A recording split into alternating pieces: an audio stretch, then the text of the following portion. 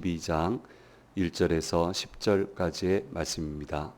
이 계시의 말씀을 읽어 드리는 가운데 살아계신 하나님의 음성을 듣는 시간이 되시기 바랍니다.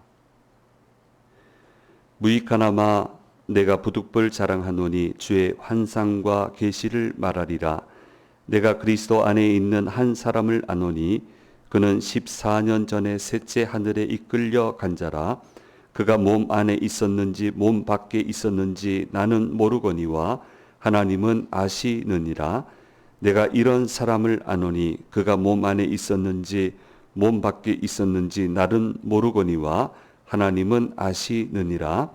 그가 낙원으로 이끌려가서 말로 표현할 수 없는 말을 들었으니 사람이 가히 이르지 못할 말이로다. 내가 이런 사람을 위하여 자랑하겠으나 나를 위하여는 약한 것들 외에 자랑하지 아니하리라. 내가 만일 자랑하고자 하여도 어리석은 자가 되지 아니할 것은 내가 참말을 함이라. 그러나 누가 나를 보는 바와 내게 듣는 바에 지나치게 생각할까 두려워하여 그만두노라. 여러 계시를 받은 것이 지극히 크므로 너무 자만하지 않게 하시려고 내 육체의 가시 곧 사탄의 사자를 주셨으니 이는 나를 쳐서 너무 자만하지 않게 하려 하심이라. 이것이 내게서 떠나가게 하기 위하여 내가 3번 주께 간구하였더니 나에게 이르시기를 내 은혜가 내게 족하도다. 이는 내 능력이 약한 데서 온전하여 짐이라 하신지라. 그러므로 도리어 크게 기뻐함으로 나의 여러 약한 것들에 대하여 자랑하리니 이는 그리스도의 능력이 내게 머물게 하려 함이라.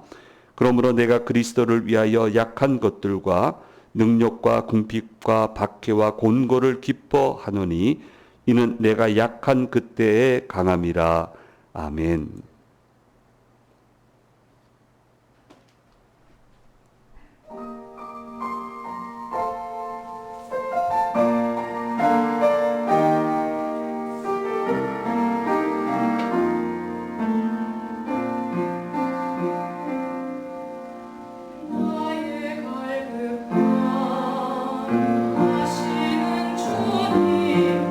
오늘도 나의 기도를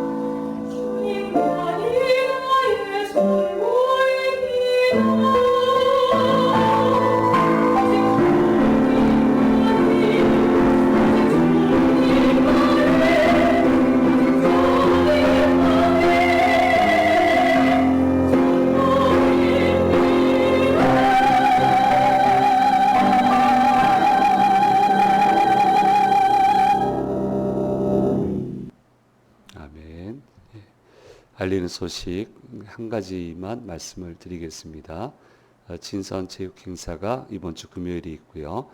전반기 마지막 워킹데이는 7월 5일 금요일 왕성 조수지에서 있게 되겠습니다. 다음 주 되면 더 자세하게 워킹데이에 대해서 안내해 드리도록 하겠습니다.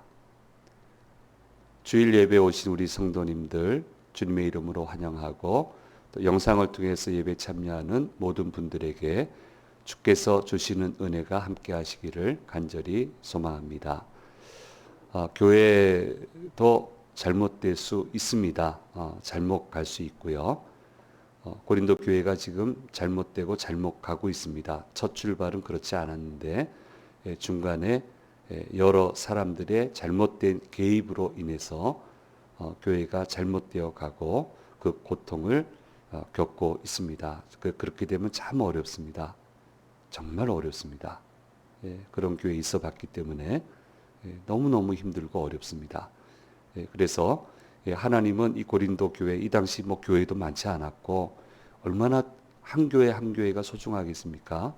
그러니까 이 교회를 바로 잡게끔 주님이 인도하고 계시고 사도 바울은 고린도 교회에 와서 어지럽히는 사람들이 쓰는 주제를 하나씩 올려서 거기에 대해서 정확하게 해석을 하고 어떻게 이해를 하고 어떻게 대처를 해야 되는지에 대해서 지금 이야기를 하고 있습니다.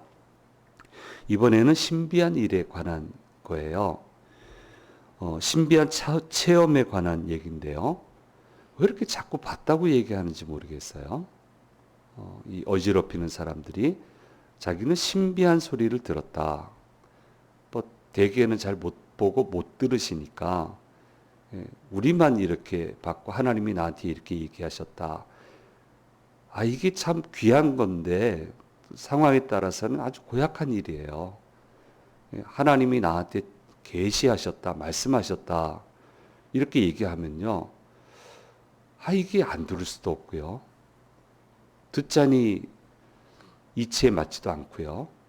아주 고통스러워하는 경우를 봤습니다. 이 영험한 분이 영험하다는 것은 이렇게 뭐 많이 본다는 건 아니고 영적으로 순결하고 열심히 봉사하고 기도하는 분이 갑자기 봤다 들었다 하고는 사람들 찾아다니는데 하나님이 날 보내셨다고 그렇게 얘기하면은 이게 거절하기도 어렵고 받아들이기도 어렵고 목사님 어떻게 하면 좋겠습니까? 그런 이제 고통스러워하는 것도 제가 경험을 해 봤는데요. 지금 이걸 가지고 사람들을 현혹을 하고 있습니다.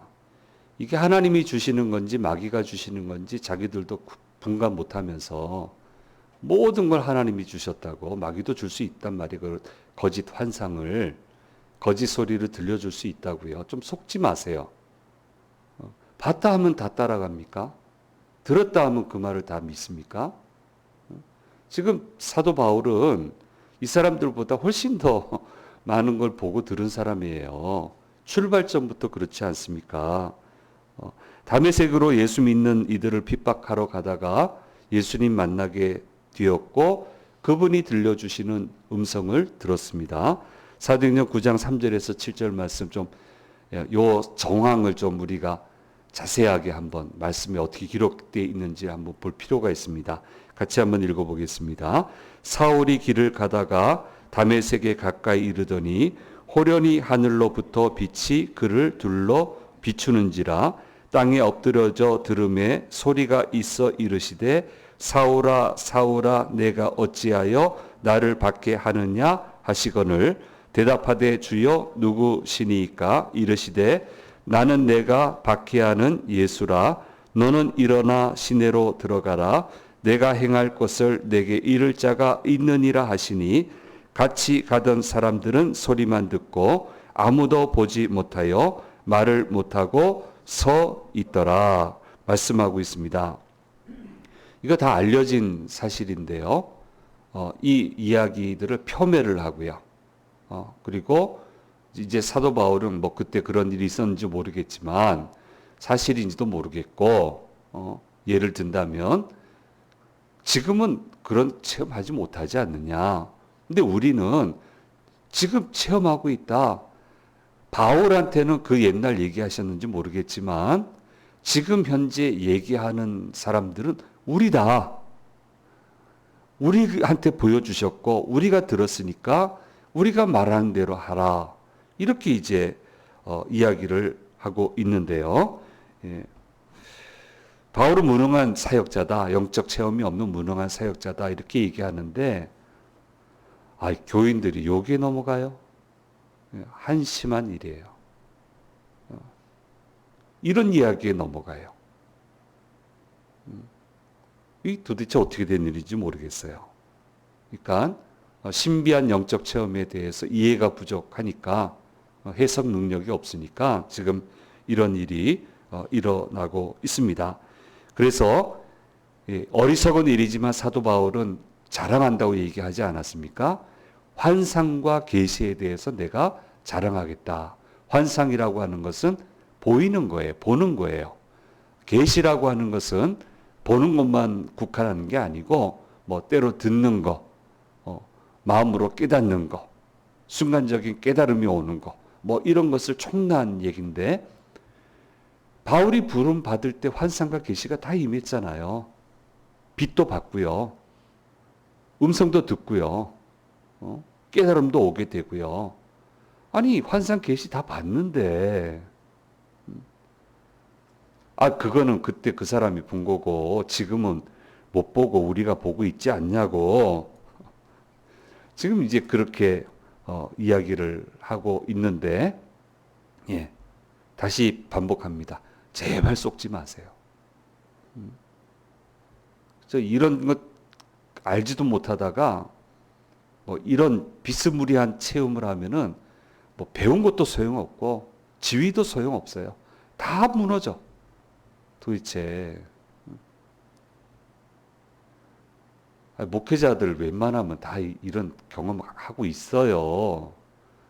말 안 할 뿐이지 성경의 말씀을 따라서 왜 이렇게 그냥 넘어가는지 모르겠어요. 그러니까 속으면 안 돼요. 저는 신학교를 가면서 이상한 꿈을 여러 번 좀 텀을 두고 꿨는데요. 제가 산에 있는 거예요. 근데 정상에 있는데 우리 산 정상은 별로 공간이 없잖아요. 근데 거기는 땅이 정지가 돼 있었어요. 잘 정리가 돼 있었고 그 산 정상에 건물이 있더라고요. 건물이 있고 약간 경사가 있고. 근데 제가 거기를 뛰어서 오르고 뛰어서 내려오는 꿈을 꿨어요. 근데 처음이야 뭐지 이렇게 했는데 한 두 번째 꿈꾸기 시작하니까 이게 뭐지? 그런 생각이 들어서 이 꿈을 해석해 보려고 아무리 노력해도 방법이 없어요. 그래서 늘 꾸는 건 아니니까 한 세 번, 네 번 꾼 것 같아요. 예.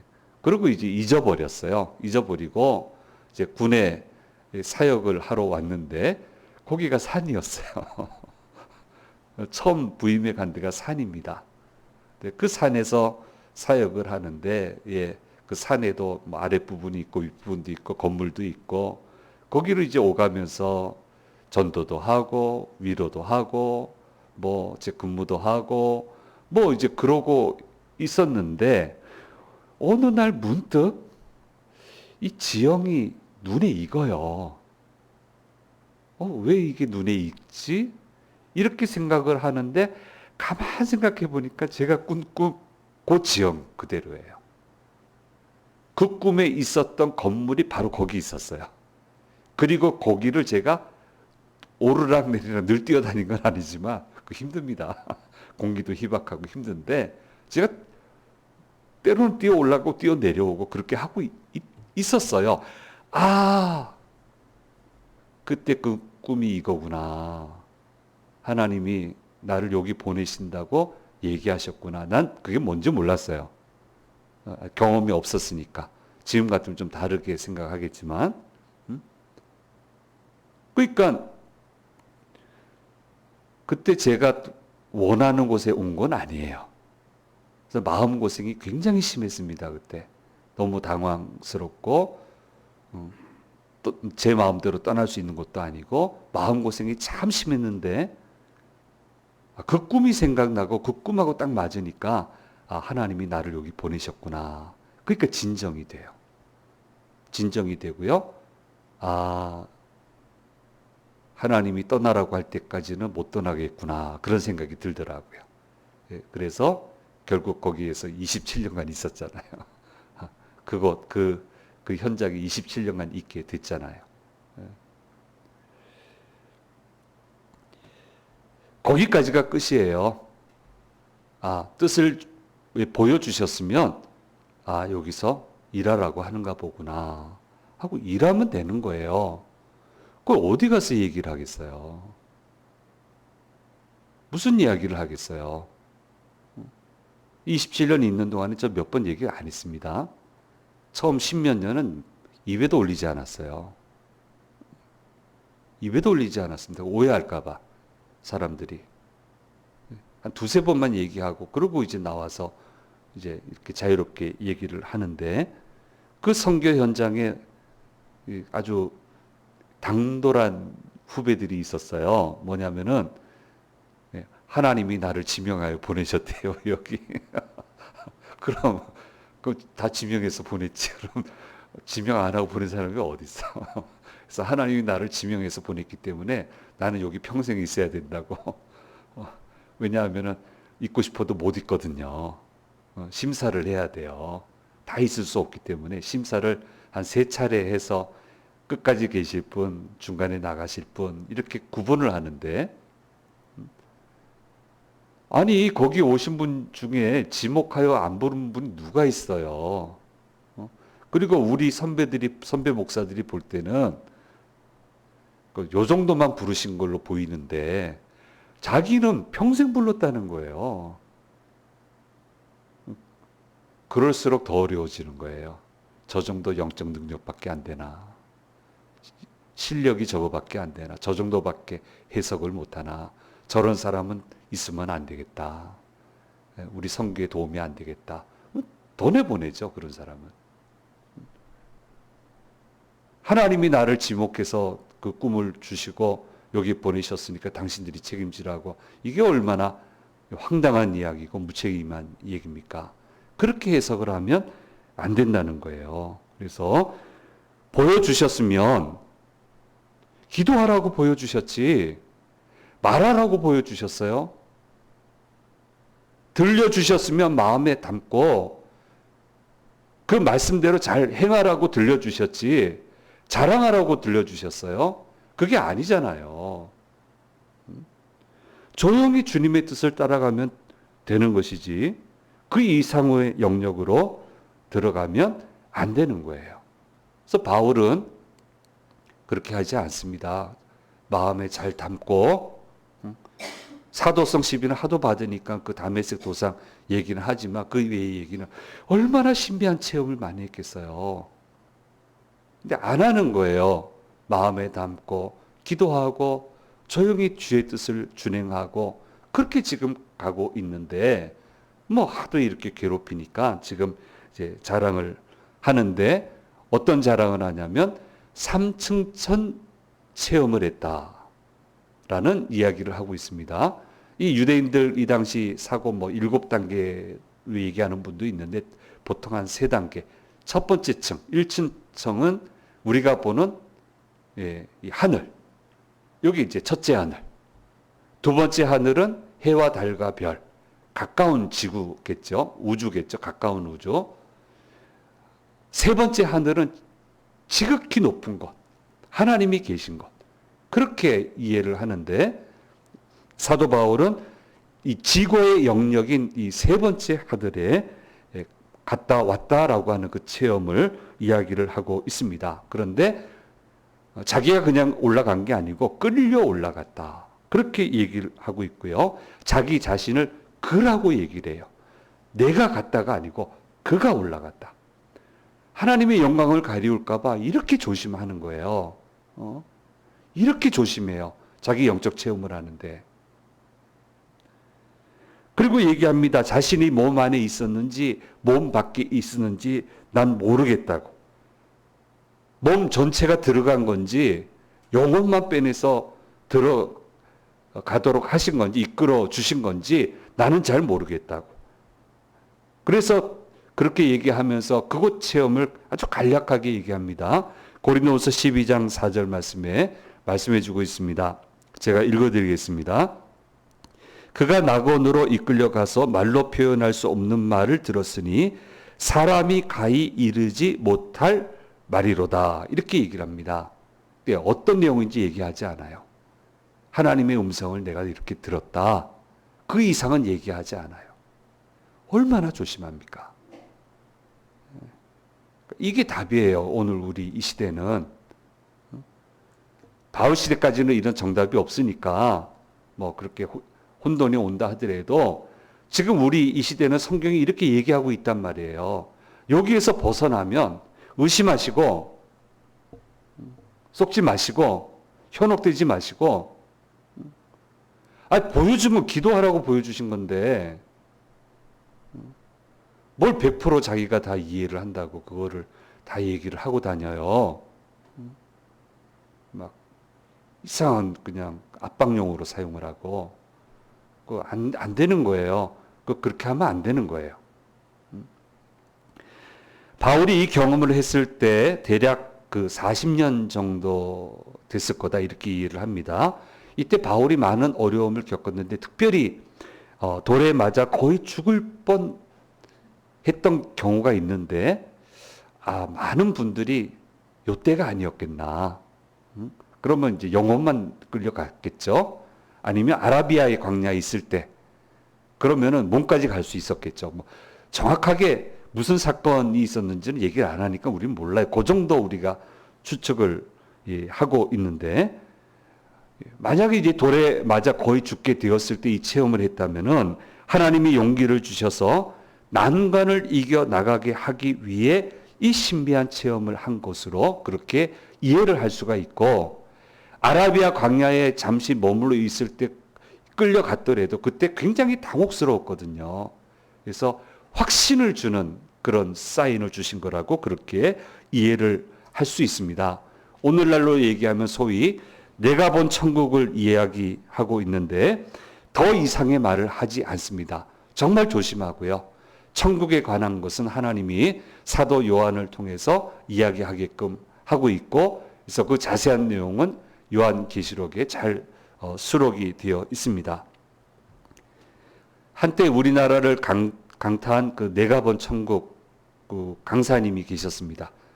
하늘나라 이야기는 많습니다. 영화도 나와 있고요. 그래서 저도 얻은 거 하나 딱 마음이 끌려서 소위 낚여서 영화를 봐서 야 이거 대단하다 싶었더니 나중에 관련 기사 쭉 읽어보니까 나중에 사기로 판명이 났더라고요. 아이고 참나. 근데 어쨌든 내가 본 천국으로 유명한 강사님이 전국적으로 유명한 강사님이 있었습니다. 여러 교회가 다투어서 초청을 했고요. 제가 있었던 교회에도 이제 연합교회에도 이분이 강사로 초빙이 돼서 왔는데 뭐 말들 많았어요. 뭐 이런저런 얘기 많았는데 이분이 2탄이 있고 1, 2탄이 있어요. 첫 번째 시리즈는 이야기는 뭐 성경하고 다르지 않아요. 그래서 아이고 뭐 도움되고 좋네 뭐. 뭐 목사님들 그러지 맙시다. 우리 성경에 어긋나지도 않고 뭐 저 정도 격려해 주는 건 좋잖아요. 그렇게 해서 집회를 잘 마쳤어요. 근데 이제 2탄이 나왔어요. 2탄이 나와서 이분이 왔는데 성경 얘기가 하나도 안 맞아요. 하나도 안 맞아. 당장 문제가 되죠. 우리한테 와서 여러 가지 제안하는데 우리가 말 안 들으니까 힘 있는 교인들 통해 가지고 그 착한 교인들 통해서 압력을 행사하고 도저히 거절하지 못하게끔 만들고 그러니까 하니까 당장 문제가 생기고 결국 그 실력이 있는 분들이 목사님들한테 공식적으로 사과하고 망신당하고 그러니까 현혹되지 마시고요. 계속되는 주제입니다. 성경으로 돌아가야 되는 거예요. 하나님은 성경 속의 모든 것을 기록해 두셨습니다. 성경을 잘 이해하면 하나님의 나라를 제대로 이해할 수 있게 되고, 성경을 잘 이해를 하면 이 세상을 제대로 살아갈 수 있게 되는 겁니다. 그래서 오직 성령으로 돌아가야 되는 거예요.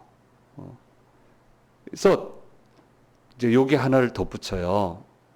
이런 큰 은혜를 입게 하셔서 놀라운 체험을 했는데, 사도 바울이 교만해져서 인생 전체가 무너지게 될까봐 하나님 염려하셔서 육체의 가시를 주셨다라고 이야기를 하고 있고, 이것이 한쪽에서는 간질, 한쪽에서는 안질 이렇게 얘기하고 있다라고 했는데, 사도 바울이 얼마나 힘들었는지 사탄의 사자를 주셨다라고 표현할 정도로 그렇게 너무 힘들어 했는데, 너무 힘들어서 3번이나 하나님 고쳐주세요 기도를 했더니 그렇게 많은 사람 고쳤는데, 근데 주님이 뭐라고 하셨냐면, 내 은혜가 내게 족하도다, 이는 내 능력이 약한 데서 온전하여 짐이라고 말씀을 하셨고, 이 의미를 그대로 받아들이게 되고 원망하지 않고 감사하게 되고 자랑하게 됐다. 왜냐하면